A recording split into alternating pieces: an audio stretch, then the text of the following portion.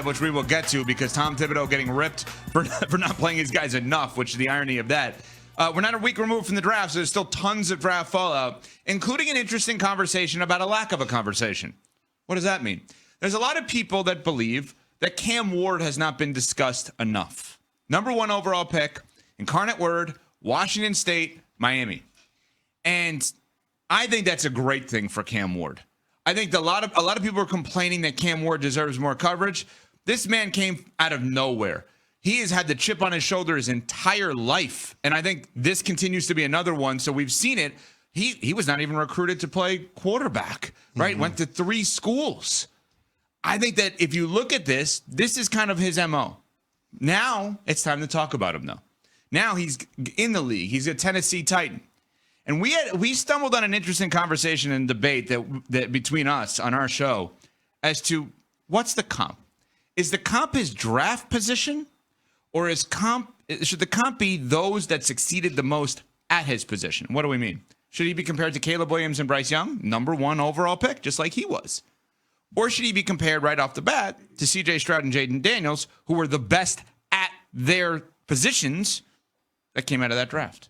Well, I think he's got to be compared to the rookie quarterbacks that have done it at the highest level, right? So Stroud and Daniels. So Stroud and Daniels. And the reason why is when you take a player with the number 1 pick at any position, but especially quarterback, the expectation is at some point throughout that player's career, he's going to be a top 5 player at the position. And so that's why I'm going to compare him to the rookie quarterbacks that have come closest to being on that trajectory where you can look at them and say they're going to be a top 5 player at the position. Hell, after C.J. Stroud's rookie year, I was ready to dub him a top 5 quarterback, right? We said it was Lamar Jackson, Josh Allen, Joe Burrow, and Patrick Mahomes, and I had C.J. Stroud as that 5th guy. Now, I'm not going to say he regressed in his sophomore year, but certainly it didn't take off the way that we thought it would, especially with the addition of Stephon Diggs. Now, that said, C.J. Stroud still got his team to the playoffs, still won a playoff game, 2nd consecutive division title. So there's something to be said for that. Jayden Daniels, Washington Commanders, rookie year, awful situation, even worse than what Caleb Williams had to deal with in Chicago from a personnel standpoint, and gets his team to the Final Four.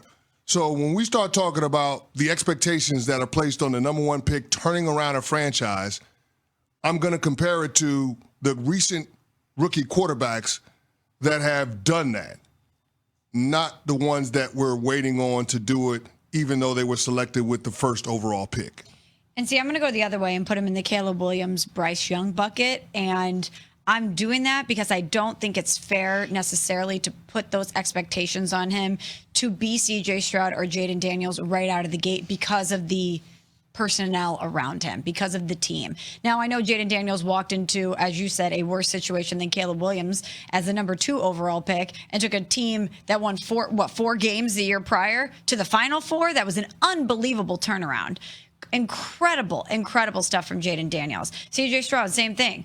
The Houston Texans. C.J. Stroud was worse. The Houston Texans were a hot mess. Awful. They were arguably the hottest mess in all of the NFL. And he went in there and stabilized it. And we didn't know what DeMeco Ryans was going to be, but he ended up being an incredible coach and an incredible asset for C.J. Stroud, and now we're watching those two grow together. But I look at Caleb Williams last year, and heading into the season, we talked about this could potentially be the best situation that a rookie quarterback has ever stepped into. This is a guy that for years we've tabbed as a transformational, generational type quarterback. So we expected him to have the success that we saw from C.J. Stroud. But at the end of the day, he's a rookie, and it might take him a while to become that player that we all anticipate him to be. And I think you're right, Evan. I think it is good for Cam Ward that there isn't as much hype around him being the number 1 overall pick this season as it was Caleb Williams last year, because he could eventually ascend to being that player that we all expect him to be. But what do we expect the Titans to win? 5-6 games this year? Maybe he exceeds that. Maybe he does. But I'm not going to put those expectations on him year 1. Can I just make one comment about DeMeco Ryans? I don't remember the last time his name was uttered on our show. That man is 40 years old. He went 10-7 2 straight years, and he's 20-14. I just wanted to give him a shout out because he's never talked about as one of the best coaches in the league. He's awesome. He's never been bad. I know it's 2 years, but let's just shout that guy out, because We shouted out we shouted out Cliff Kingsbury yesterday, who's an assistant coach with Washington, more than we shout out DeMeco Ryans, who's part of this conversation. I understand it's about the quarterbacks. I just want to shout that guy out because that's a hell of a start to his career. Now, separately, I would compare him to the number 1 overall picks for this reason, instead of the best at the position. I think that Jayden Daniels and CJ Stroud have just made everybody look bad. They're abnormally unbelievable at the as rookies. And I think you could have a great rookie season without living up to Stroud and Daniels, because they are elite level quarterbacks upon arrival. That is so abnormal over the course of forever in the NFL. If I told you, hypothetically, that Cam Ward this year had 20 touchdowns and 6 interceptions, and they won, would you say 6 games? 5-6 games. Let's go the higher end. 6 wins, so 6-11 for the Titans, 20 touchdowns, 6 interceptions. What are we saying? Probably firing the head coach. That didn't go where I thought it was going to go. I would. You asked me what we're saying. I'm saying, yeah, they're probably saying we're going to get a different head coach in there. Okay, that they may want to do that anyway, but I guess what I would tell you is I still think that's a satisfactory start to a career for a number 1 overall pick, and it's nowhere close. And that's what Caleb had last year, 20-6, and it's nowhere close to Daniels and Stroud. I can't say it's a good start to your career as a rookie quarterback when your play indirectly leads to, or directly leads to, your head coach being fired. Sorry. Can't say it's a successful rookie year when your head coach gets fired. So instead of comparing Cam Ward to previous number 1 overall picks or the greatest rookies ever, the real success or comparison has to just be Brian Callahan's employment next year. The year after next, excuse me. Mm-hmm. Like, that's the singular goal for the number 1 overall pick, is to ensure that his coach is employed in his second year. Yeah, that's interesting, because if they win 6 games, they were 3-14 last year. You've doubled your win total from a year prior, which would seemingly be a success. But when you compare him to Jayden Daniels and CJ Stroud, that does not seem successful. So, yeah, maybe we need to reframe the parameters on how we're going to view whether or not Cam Ward has a positive year 1 by the stability of the organization moving forward. Yeah, if Brian Callahan is the head coach in year 2, that means that Cam Ward had a successful year 1. Like Bryce Young, Caleb Williams, not successful year 1s. Their head coaches got fired. Both of them. But see, I view some of that as organizational issues and not necessarily on the quarterback. I'm not saying that the organization's dysfunction doesn't play a role, but you're stepping into a bad situation. The Washington Commanders were considered a dysfunctional franchise until they weren't, because of Jayden Daniels stepping in. The Houston Texans were considered a dysfunctional organization until they weren't, because C.J. Stroud stepped in. Same general manager is there, even though they hired a new head coach. Nick Caserio been there. But they got DeMeco Ryans, they got C.J. Stroud, and away we go. So I can't call it a successful rookie year if your head coach gets fired.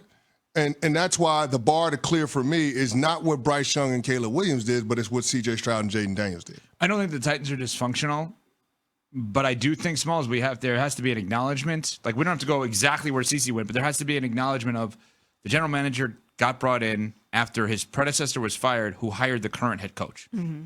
That's where you start to think, do they get the itch? If it's 6-11, like, we could call it, hey, that's a step, that's doubling the win total, a step in the right direction. But the GM didn't hire the coach. And the GM could look at it and say, cool, 6-11, I built an 8-win team. Where are the other 2 wins coming from? And not blaming Cam Ward, saying, I'm going to get you somebody to get those other 2 wins. That's a lot of conversation about Cam Ward that nobody had before the draft. Again, Cam Ward fans, I know there's so many of you. I think it's a good thing. But here's what I will say. I don't think it's outside of the realm of possibility that this Titans team exceeds everybody's expectations. I think Vegas has their win total at 5.5. I would take the over. I would take the over, too. This team over the last 3 years has methodically rebuilt the offensive line and prepared to put a rookie quarterback in a good situation in terms of being able to keep him clean and allow him to do his job. It started with drafting Peter Skronsky out of Northwestern in the first round in 2023. They drafted J.C. Latham in the first round last year. They signed Lloyd Cushenberry in free agency a couple of years ago. They went out and signed Dan Moore and Kevin Zeitler this offseason, put big money into those guys. They're putting the pieces in place for a rookie quarterback to be successful. At least we know that Cam Ward is not going to have to run for his life the way that we saw with Caleb Williams or the way that we saw with Bryce Young. Hell, the way we saw with Jayden Daniels. Jayden Daniels was the most contacted quarterback in the NFL last year. Unreal. Which is crazy. So, I mean, I think that Tennessee has positioned themselves for Cam Ward to have a successful rookie campaign, relatively speaking. Looking at ESPN bet on my phone right now. Over is 5.5 minus 145 for the Titans on the win total. Right. Chào mừng các bạn đã đến với kênh YouTube của mình. Ngày hôm nay là một ngày lý tưởng để mình đi tô màu. Ngày hôm nay mình sẽ chọn những sản phẩm đẹp nhất có thể để video mình sinh động hơn nhé. Các bạn hãy nhớ lắng xem video của mình. Mình cảm ơn các bạn rất là nhiều. Để mình có động lực ra video nhiều hơn thì các bạn hãy cho mình một lượt like và một lượt đăng ký kênh để ủng hộ mình. Mình cảm ơn. Và bây giờ mình sẽ cùng các bạn đi tô màu nhé. Anh sẽ ướp nhìn cũng đẹp mắt đấy.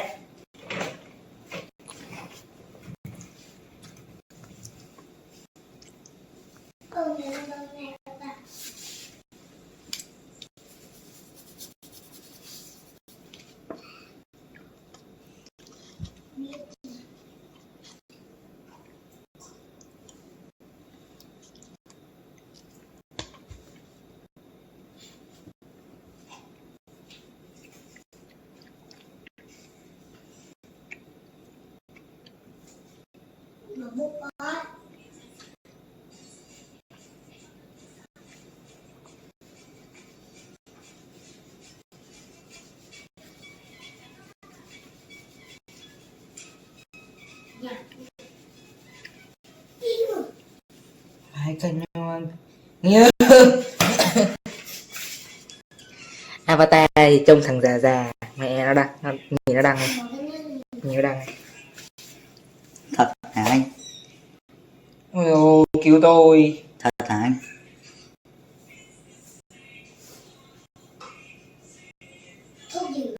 Anh ơi, thật hả? Ôi trời ơi, thật hả? Nhìn Avatar này thì biết. Đời nhiều đằng rồi. Không những đây, dưới đây mới ghê nè. Vợ chị à? Không phải vợ, không phải vợ. Không phải vợ nó. Nhìn một đoạn nó biết là không phải vợ. Ôi, chị nào cũng ba đầu khủng lồ này. Chị nào cũng là gù của anh cơ. Anh nhỉ? Chị nào cũng là cu của anh.